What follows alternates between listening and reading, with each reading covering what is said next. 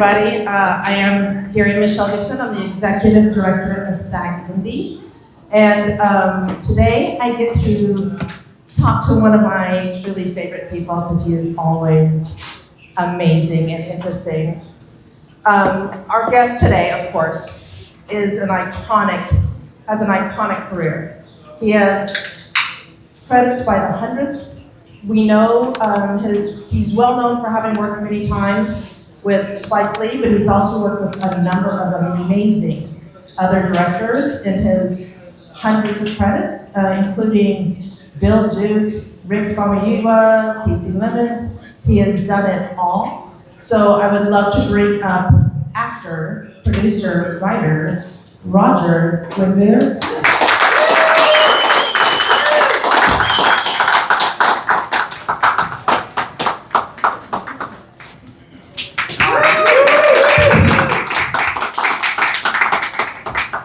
So, Roger, you obviously have a career that most entertainment people would dream about. And your credits are extensive between film, stage, television. I mean, it is truly it's astounding for one person in one lifetime to do as much as you've done. It's fantastic. But today, we're going to talk about something that I think is slightly different than the usual, because we're really going to talk about how, in the midst of this iconic career, you have used your talent and your platform to create art for activism, and how that is being put out, how you're using this to really change the world. I mean, everybody who sees it is changed a bit. So you're, amongst all the other things you've done, you have written 2 tour de force stage plays, Huey P. Newton and Rodney King. You've taken them everywhere. They have been filmed, and thousands of people have seen it. And so I want to talk a little bit about how this part of your career, and this part of you, kind of originated. So you were born in Oakland, but you moved to Los Angeles. How old were you when you moved to Los Angeles? That's all propaganda, actually. It's really lovely to be here with you. Every time I come to America, I have a great time. I never thought that I would make it to Hollywood, but here I am. It's lovely, really, Debbie. And I want to thank the American people for giving me an opportunity to work here. I quite frequently play Americans, but it's great to be here. I was actually born in Berkeley, which is near Oakland. I was conceived in Monterey at an NAACP convention. My mother claimed that she remembered the place and the position. I said, Mom, it's too much information. We came here when I was about 3 years old to LA, thus my nickname, Roger Dodger. I'm still a Dodger fan. And I've been at this for a minute. And I haven't moved really at all, because I used to teach English at Hollywood High School right down the street. That was in the morning. I was Mr. Smith.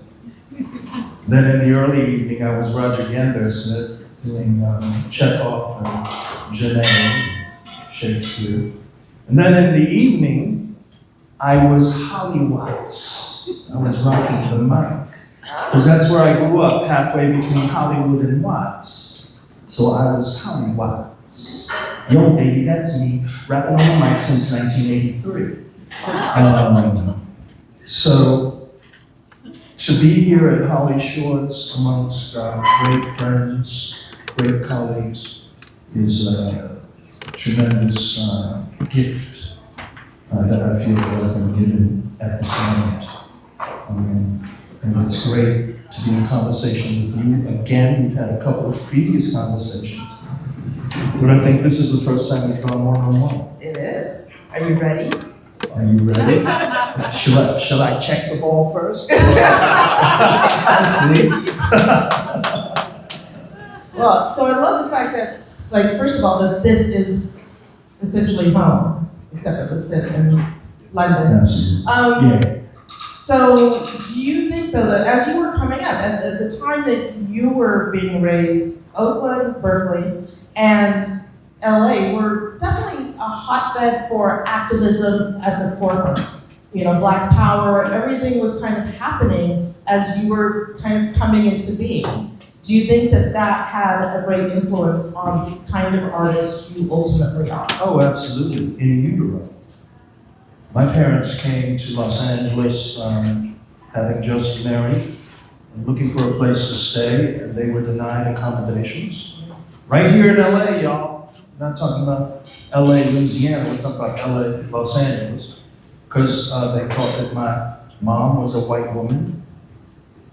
She was not, she was light skin dead. And she had black on her birth certificate. Yeah. In Charleston, South Carolina. Don't you just love strong Thurman? Historians in the house. And they didn't know that my father was an attorney.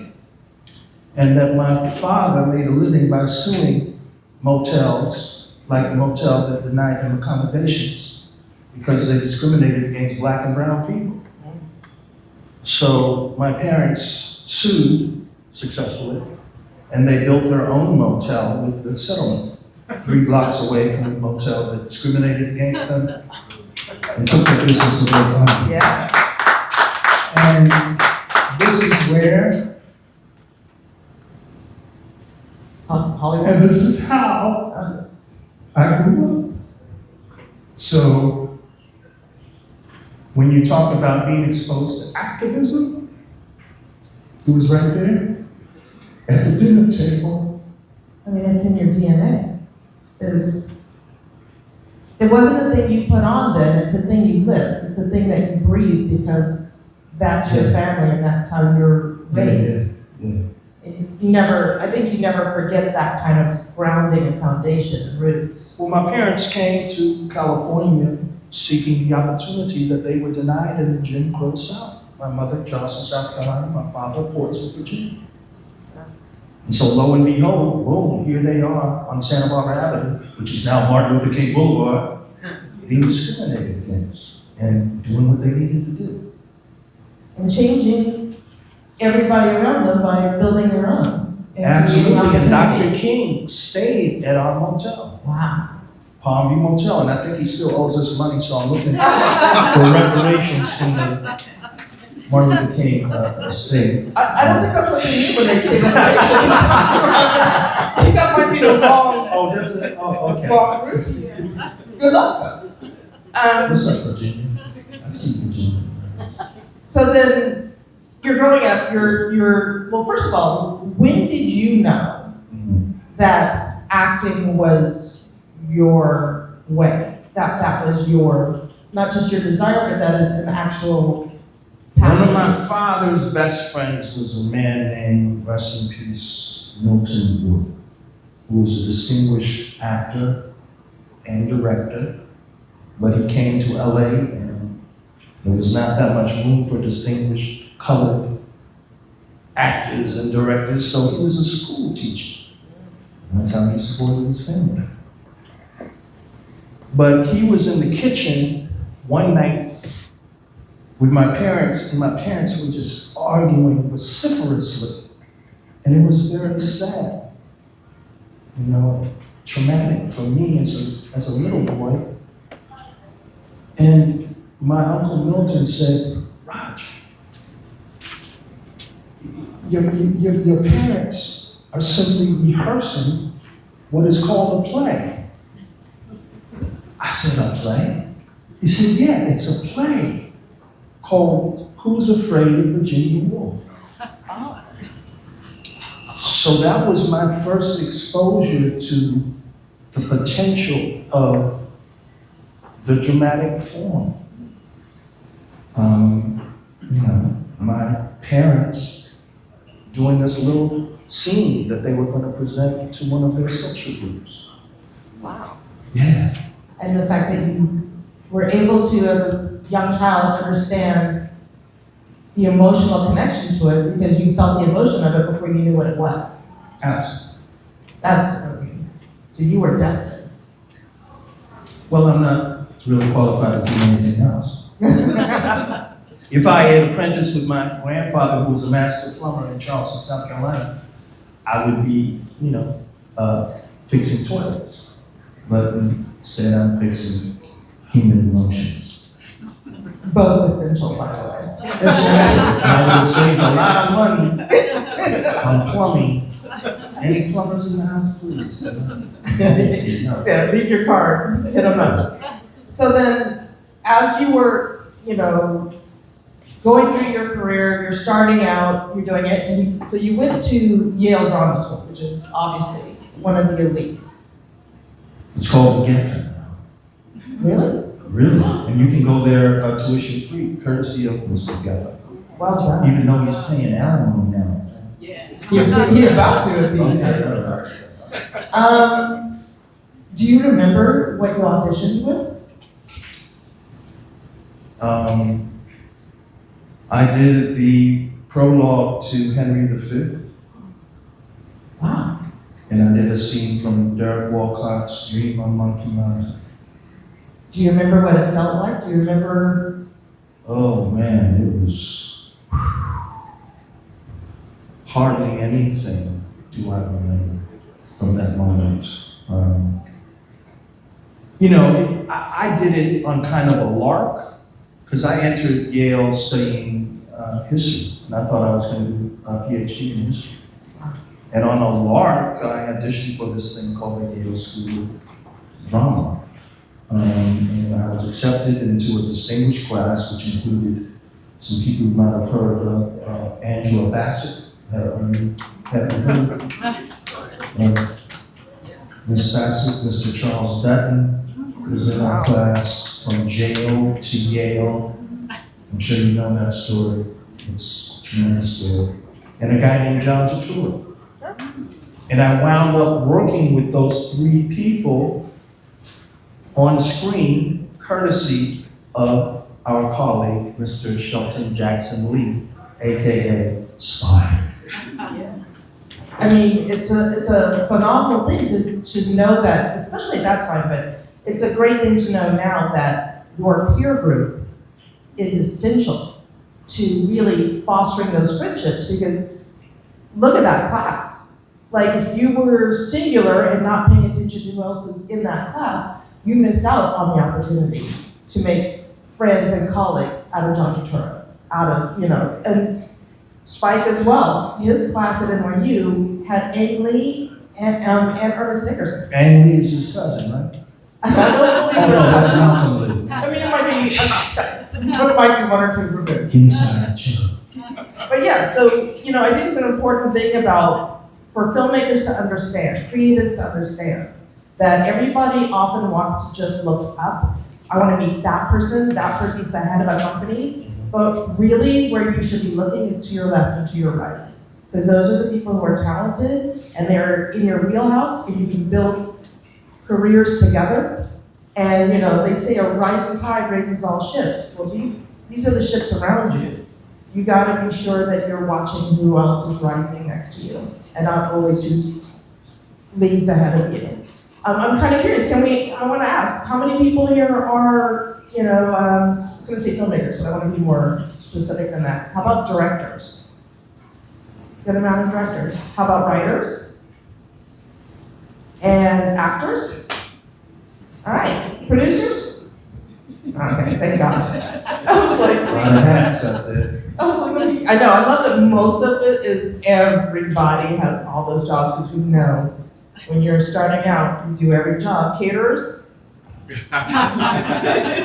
we know.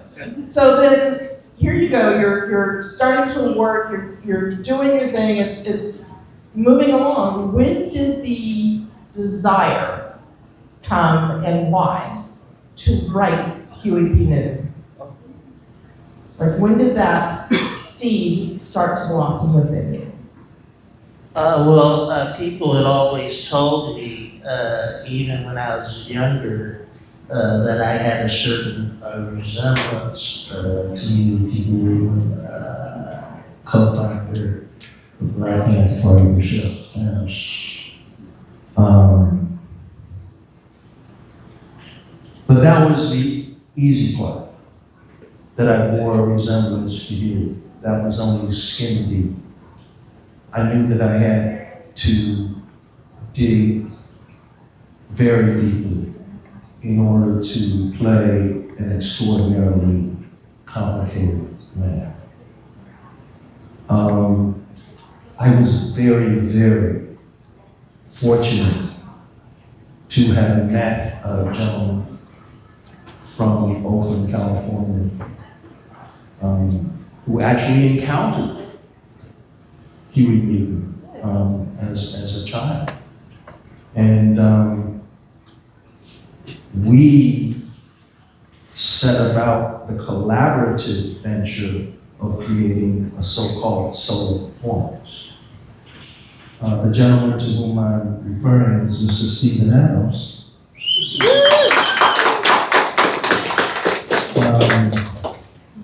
We started off very modestly, doing 2 interviews with Huey, which bookended his exile in Cuba. And we played Bob Dylan's Ballad of a Thin Man. We didn't pay Bob at the time, we eventually had to pay him. And we walked out with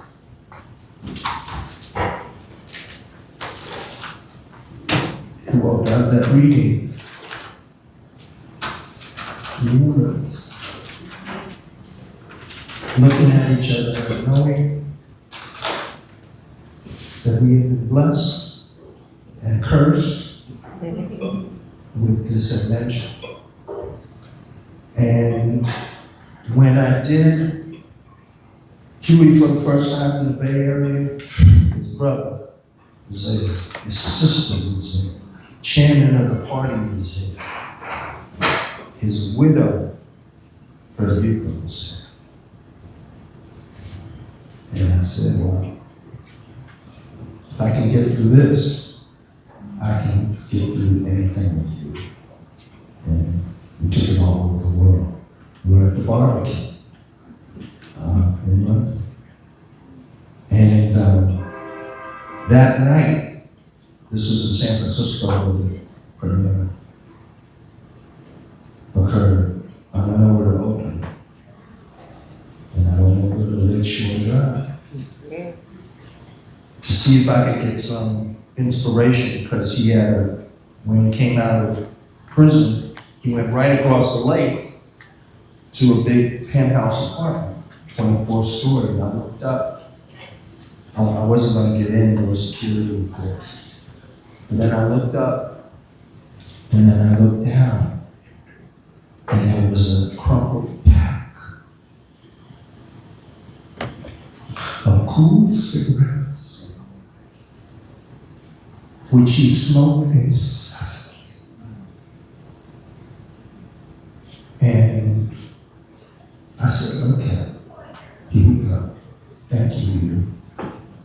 And if ever there was a sign, you saw something that you just know connected the two of you, from him to you in the most unexpected way. Yeah. It's amazing. So how did you know within you that you could write this? How did you know that you could? I never knew. I didn't write it, I improvised it. Do you ever know? Oh, I know sometimes. I mean, I write a lot of my pieces, but this one was developed through a series of 600 some odd improvisations and eventually documented by Spike Lee in a film, which is still on Hulu, a Huey P. Newton story. But going into the arena and not exactly knowing what was going to happen on any given evening or any given matinee was part of the excitement of it. I worked very closely with Mark Anthony Thompson, who did brilliant live sound design, and eventually found a voice as an unseen comrade, way up in the crow's nest. And that was exciting as well, to be in that kind of unseen collaborative engagement with another artist. Well, so you've been a part of many like biopics, you know, representing so many people and so many true stories. But I really want to know, how is it different when you do it on stage? How, and you spoke a little bit just now, like how does it feel different? What does it do for you? What does it scratch for you that maybe a film doesn't? Well, I've had a variety of experiences in terms of adaptation of live performance to the film form. And I've had a lot of different experiences in the film form in terms of the material being scripted, either by me or by another writer. Sometimes there's a lot of augmentation, there's a lot of editing, there's a lot of back and forth. For example, the scene where I play a character by the name of Big Time Willie in a film called He Got Game, with the great Ray Allen playing a character by the name of Jesus Shuttlesworth. He and Hill Harper and I are riding in a drop-top Benz, and yeah, there was a soliloquy there that was written by Mr. Lee, but by that time we had such a close relationship. In fact, those of us who were close to Spike Coleman coach, you know, and I was very fortunate in that he gave me that long leash. So that soliloquy became an epic kind of monologue. And, you know, I think it continues to resonate. Well, what does it mean to you, though, for a director to not only write for you something with so much meat to it, but then to trust you to find it, like to not over-direct you in it? Well, even more trust was lent to me in the film Do the Right Thing. Yeah. If you look at the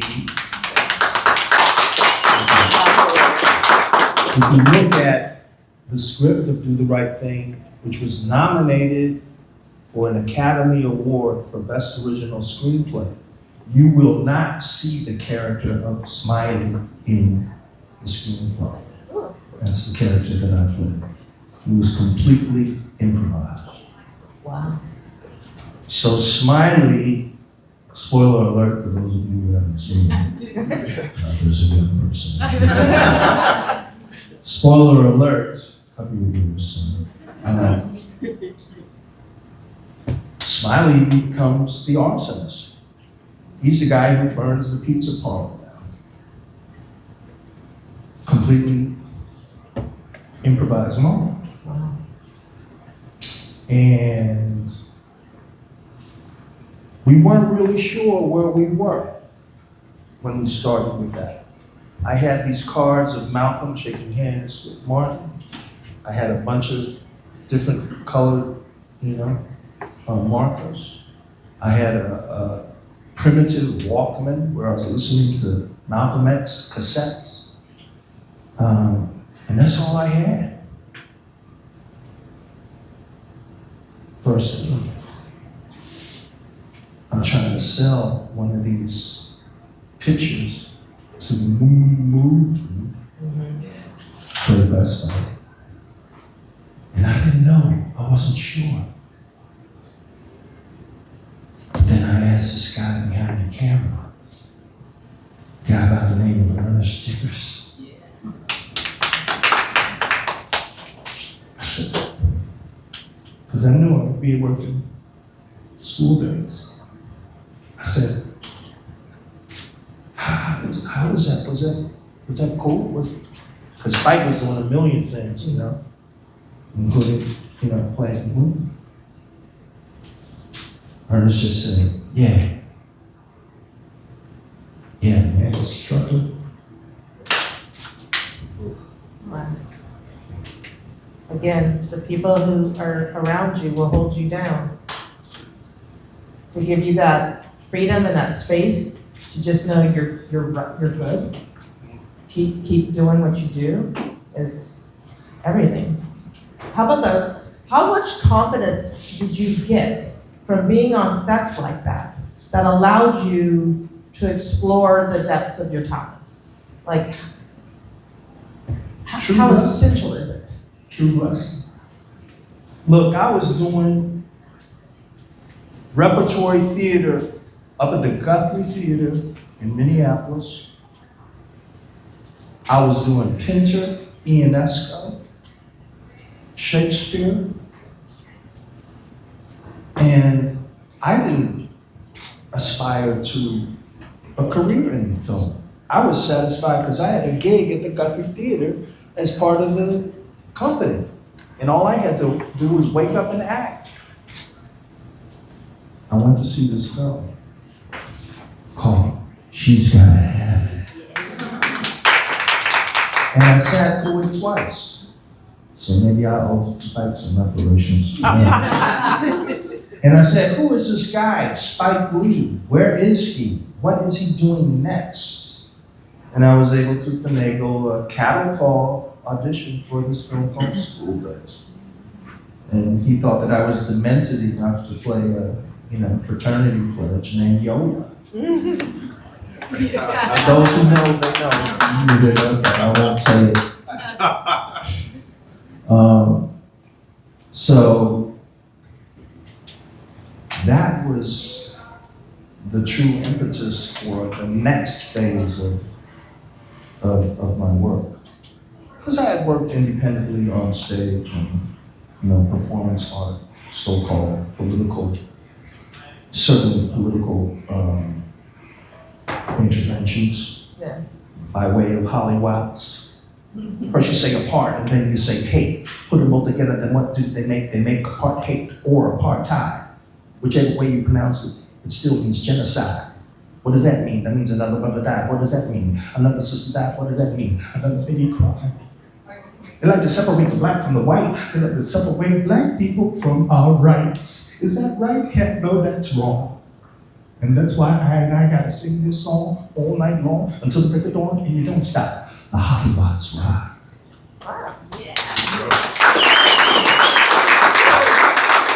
Bless up to Slick Rick who was here last night. Did you see that? Whew. Wow, victory. So I want to talk about a little bit about, like, you were happy in Minneapolis as part of this theater. Absolutely. What do you think, especially for, I'm sure the actors out here really have an understanding of this, but what did that theater work, no matter where it was, in Minneapolis, what did it do for you as an artist? What did you learn? Oh, that's the grounding. That's the foundation. That's what I always return to. I can't imagine a year going by, a season going by without being on the stage. Here I am yet again on stage. Can't help myself. That's a real foundation, and of course I encourage younger people to make that commitment to work on stage, because it's live, it's direct.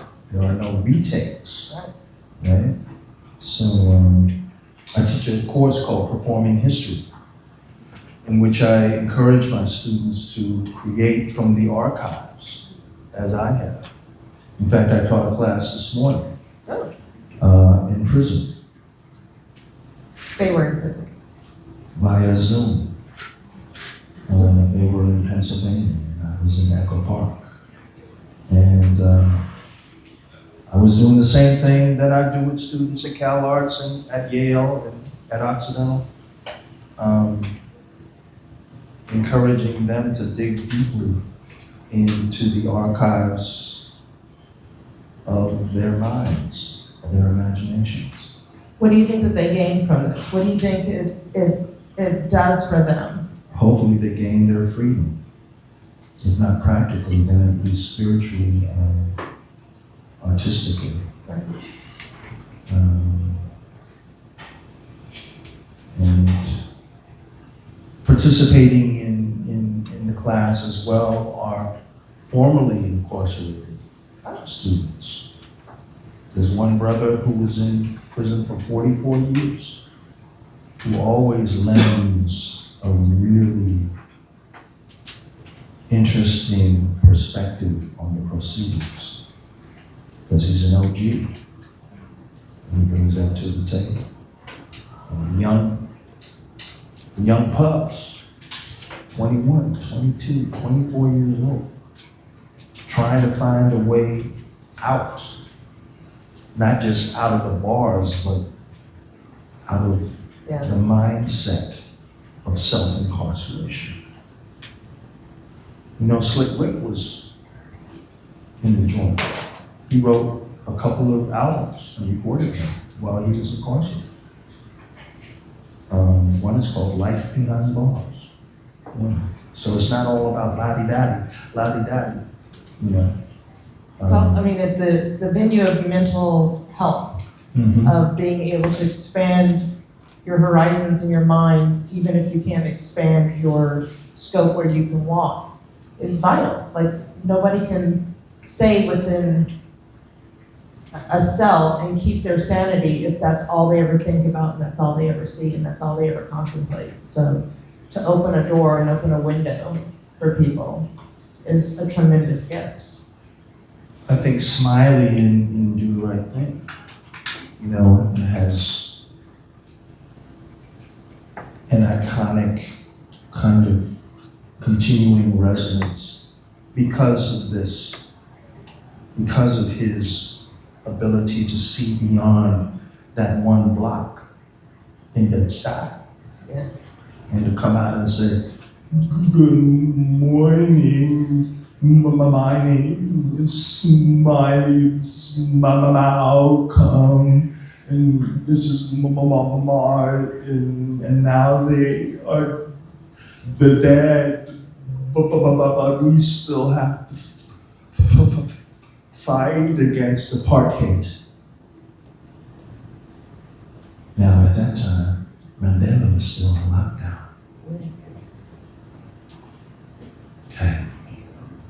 So we had to address that, right? And when Mandela came out of lockdown, where did he go? He went to the set of Malcolm X.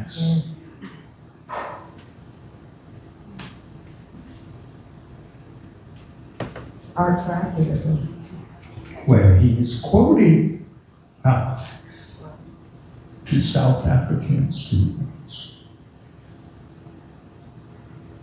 And this is why I feel particularly blessed to be in the same generation as Shelton Jackson Lee and Lee's cousin.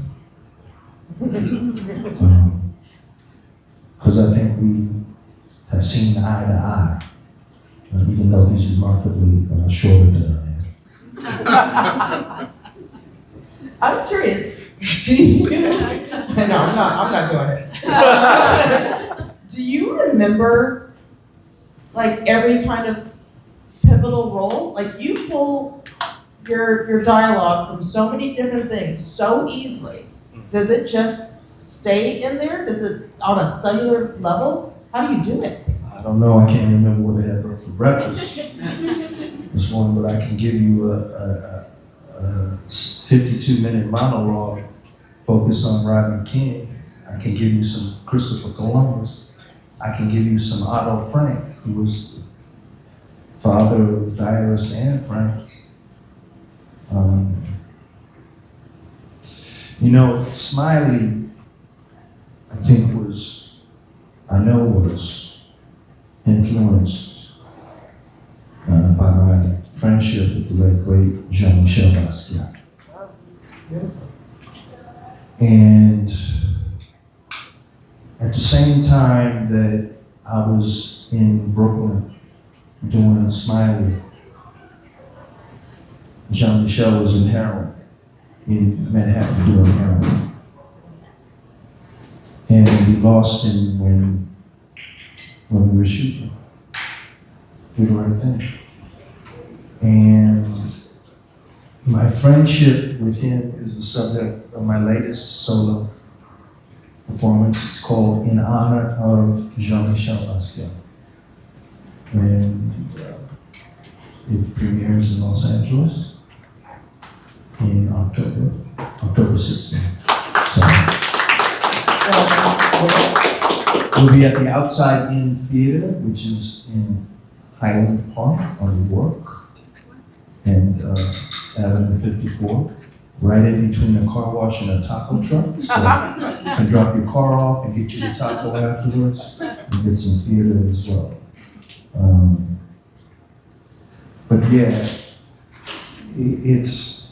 it's amazing what influences the work. And I tell my students, I said, the greatest tool of the actor is observation, listening,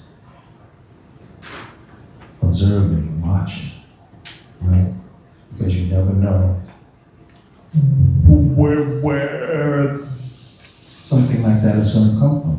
And that came from a man who sold the Los Angeles Sentinel newspaper on a street corner every Thursday night, and my father would go there to support him, and he would say, thank you, right? Okay, I'm a little boy, and that's being absorbed. Then there was a guy who was a great athlete at my high school, but he got hit by a truck. And so he became the locker room attendant, handing out towels. And he talked like that too. But he had an amazing memory for athletic statistics. He could tell you any score at any season. Amazing, remarkable. So they're all people that. And those are people that I absorbed as a little boy and then as a teenager. And then somehow found their way into a character. And I didn't even realize it until after. I didn't even think about them, and I really wasn't thinking about Jean-Michel either. I just knew that we were on the set, on a Monday morning, and tabloid, $1 million artist collapses on Great Jones Street. So we talk a little bit about the people that you've worked with and around. And, we all know it's very storied about how you have worked on several films with Spike. But you've also worked a few times with other really great directors as well. So I want to ask you about a couple of directors, and I'd love to hear what your impressions of them are, or just what was it about them that made you go, this is somebody who I could work with again. The late, great John Singleton. Yeah. What was it? What did he have? He had an extraordinary vision, an extraordinary sense of place. He was the Spike of Crenshaw, who, how he really learned how to construct film? From his mom's in his apartment window, which overlooked the Century Drive-In. Wow. So he would watch as a child these films being projected with no sound connected and learn film construction by looking out of his window at a drive-in rather than a movie. But he had a vision of community, and I was extraordinarily blessed to be a part of that vision, along with some pretty good artists like Janet Jackson. You might have heard of her. Tupac Shakur, you might have heard of her. So I got a big up to my little brother John. How about somebody like Bill Duke? Which, What about Bill Duke? He's the actor's actor. I mean, not only did you have deep cover, but you also had cover, which are despite how close the titles are, very different films. Very different films. So like, what does he have, like, as an actor, director? I mean, again, really blessed with a long leash with Bill. First film we did was Deep Cover. First scene we did, spoiler alert, kids, cover your ears. I'm beaten to death with a pool cue in a pool hall, right? That was the first scene we filmed. So, in order to create imaginatively that moment, I had to run through my mind, through my heart, everything that had happened before it. But we hadn't filmed it yet. And Bill allowed me to tell all of my father's dirty jokes. He had about 500 of them. And flow like that with a lot of improvisation. And I was playing opposite a couple of gentlemen who were pretty good at that, Mr. Fishburne and Mr. Goldblum. That was quite an experience. And then, cover was a whole nother animal. Yeah. Which was inspired by a loss that was close to Bill by way of HIV, AIDS, and dealt with closeted behaviors. And that shoot was a lot closer to the vest. Was not played as broadly or as improvisationally as was Deep Cover. But still, I think is a profoundly overlooked achievement of Bill's. But he's done, really interesting things. What was the film he did with the nuns in it? Or choir act or something like that? I don't know. Anybody? Anybody got it? But Bill, of course, a great actor. And a fantastic actor. Yeah, great actor. So he is an actor's actor, and I think he's an actor's director as well. And very great to be able to work with him. I'm gonna throw one out that someone who I know, not well, but I do know him, that I was surprised to see how many things you've done with them. Ditto Montiel. Oh, you got Ditto. Okay, you Ditto. really went in there. I know, but I Does was like, anybody know Ditto's work? The guy you recognize in your Saints fighting? Oh, yeah. yeah, Most Tatum O'Neal recently, a fighting, film called Riff Raff. Sundance, with Son of No One. yours truly, and Ed Harris, and who else is it? Pete Davidson is in that, and Bill Murray is in that. Gabriel Union. You never heard of that film, did you? I see you taking notes. Riff Raff.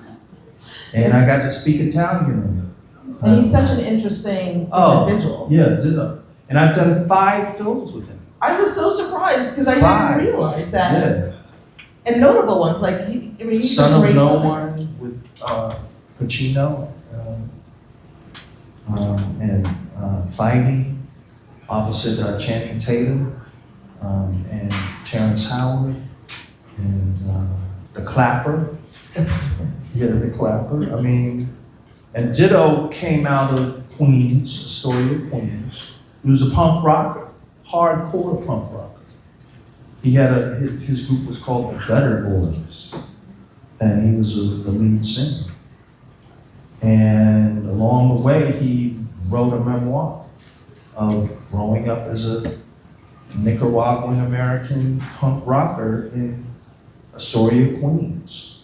And this guy named Sting took an interest in him and said, well, yeah, okay, we can make a film out of this. And he did it, and he's made a living out of it. Bless him, and I've come along with him on the ride. He reminds me a little bit of Flea from Red Hot Chili Peppers. He's like this guy who has this energy and this kind of Intense energy. it's very intense. Yeah. And I think he was a model for Versace. And they were going for the muscle look, the hard muscle look. So what do you think though? He's got an interesting background, he's got an interesting story. He is this bundle of like barely contained tornado. But we both have daughters who play baseball, so we connect through that. Really? We said, are you at this stadium today? Are you in Encino today? Or, so we trade baseball and softball stories. I love it. What do you think about his style of directing that spoke to you so directly? Just opportunity. I mean, with Ditto, I played a fight fixer in New York. I've played an FBI agent in a film called Empire State with William Heldsworth. I played a junkie in Son of No One. In Riff Raff, as I said, I played a father who's in conflict with the husband of his daughter, played by the great Ed Harris. And I got to speak Italian because Ed Harris tries to, spoiler alert, tries to play like his Italian, and then you start talking Italian to him and he doesn't understand what the F we're saying. It's a funny little scene story. Well, so I'm going to try to have enough time to do one or two questions if anybody has them. But I'm very curious about this.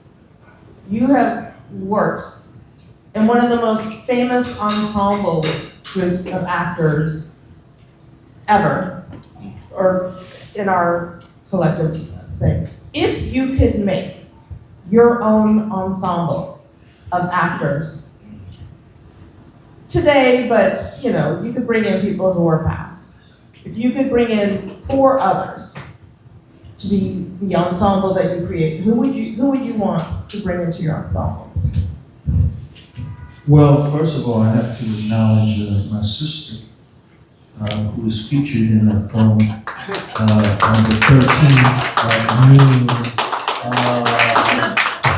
in Cinema 6. It's a film called It's Our Ball, which is about basketball playing women of a certain vintage. And the filmmakers are here, and I'm sure they have many more postcards which they will share with you. But my sister Louise is an amazing person, and very happy to be in the same platform with her. So maybe Louise would have to play a part in this. Maybe she could play my sister. I don't know. I mean, you're gonna have me make those choices. Let me talk about a couple of people that I've worked with, who I would love to work with again. Danielle Deadwyler. Did you see her in the film? Did you see her playing Emmett Till's mother? Yes. Did you see her? Yeah, she's amazing. Did she not work? Did she not work? Danielle Deadwyler.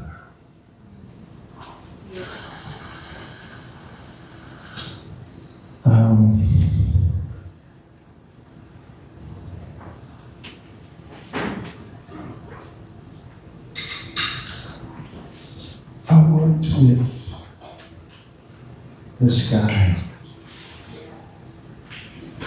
several times, and he's up and coming. I don't know if you've heard of him.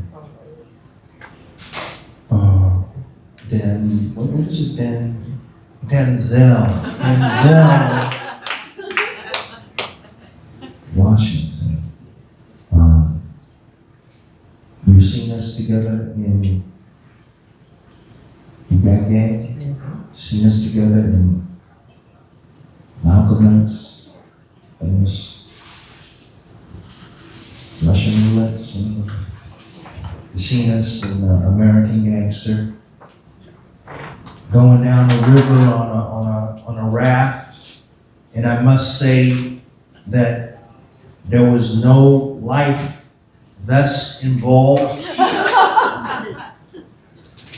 It was crazy. We were on this really fast river in Thailand, and I said, I hope Denzel knows how to swim, because if we turn over, I ain't going in for his ass.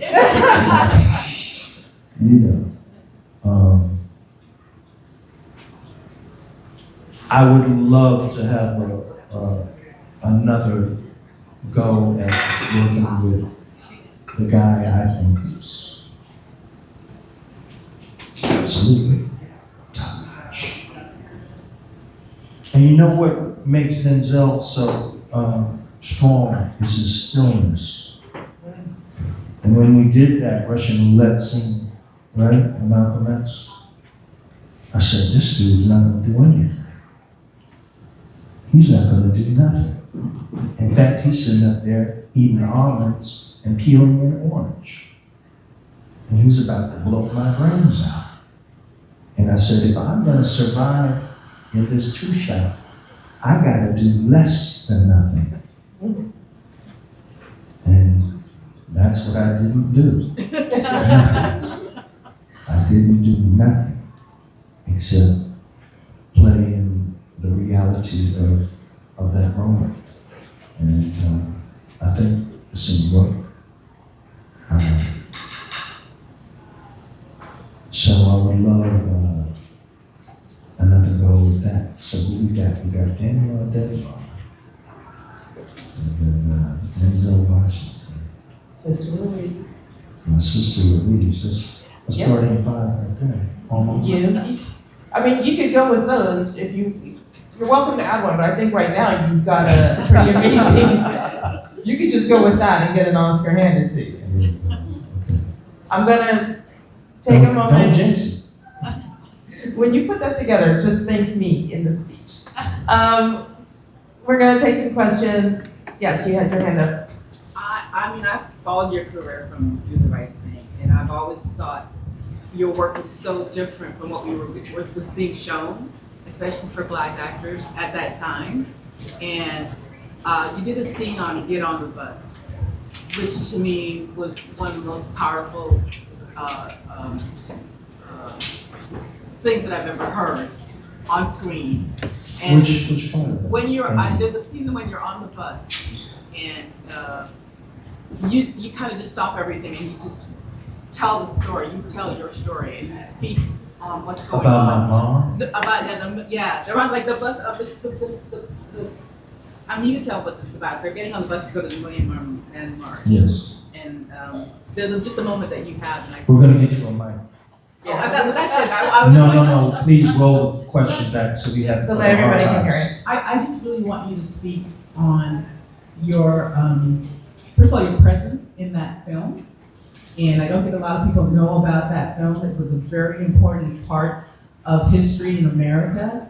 And to have all these Black men on this bus going towards this Million Man March was very powerful. And your presence in that film, it has always stayed. I don't remember all of the monologue, but I do remember how I felt when No, I mean, there were a couple of speeches throughout, but I agree. I think that it was criminally underrated and overlooked. I think that many people thought that it was a documentary. He said, no, it's not.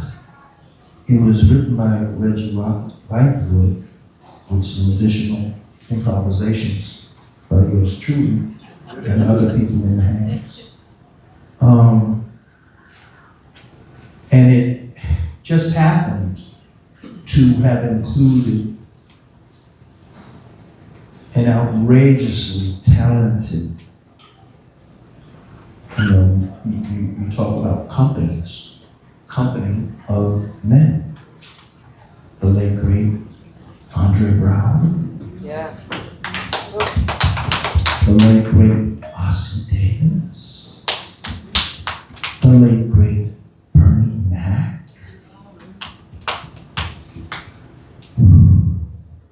There's a lot of ground level force in that one bus. We shot that in 15 days, Winsky. Going from LA to Tennessee and then eventually to Washington, D.C. And I had an opportunity to play the guitar. Spike trusted me with that. I only knew 3 chords, but that's all I knew. And with Ossie Davis joining in on the chorus, you're good, right? I played a cop, a guy who reveals himself to be a cop. And there was a character named Jamal, played by Gabriel Casillas. And he revealed that he had killed any number of people on the streets of LA. And I said, that's very interesting. And you know what? I'm going to have to arrest you as soon as we come back over the Arizona border. Because I'm a cop and I can't be privy to this without turning you in. That's a felony offense on my part. So that was one of the speeches that I gave to him. That was not in the original script, because I had to consult with my brother, my late brother, attorney, judge. I said, well, what if this dude told me that he had killed 10 people? He said, well, you got to turn him in. I said, there you go. But yeah, revisit that. Please get on the bus. Tremendous achievement. And Elliot Davis was the DP on that.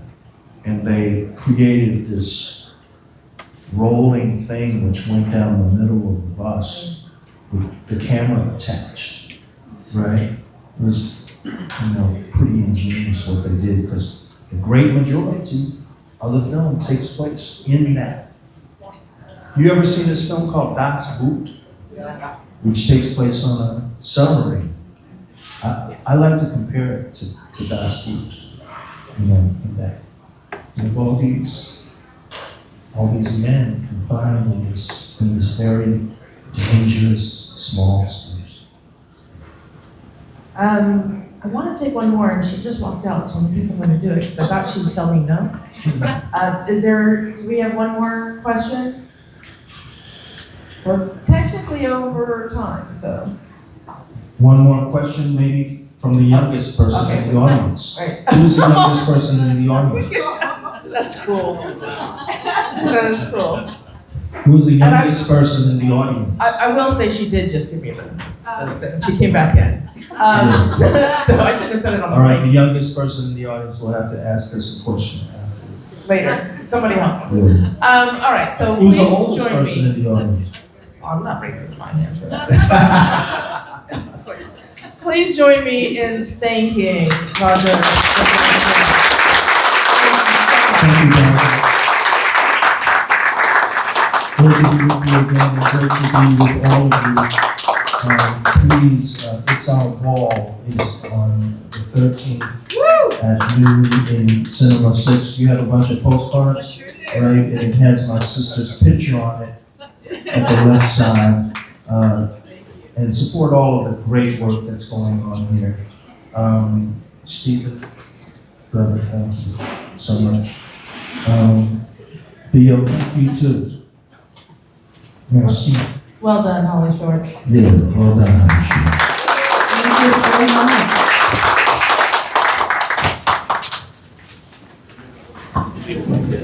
Can we invite you to stay for the next panel, which is starting in about 1 minute? 1 minute. There's more to that. This is the Led Zeppelin documentary that you guys have to see. It's insane. And these guys, their stories are incredible.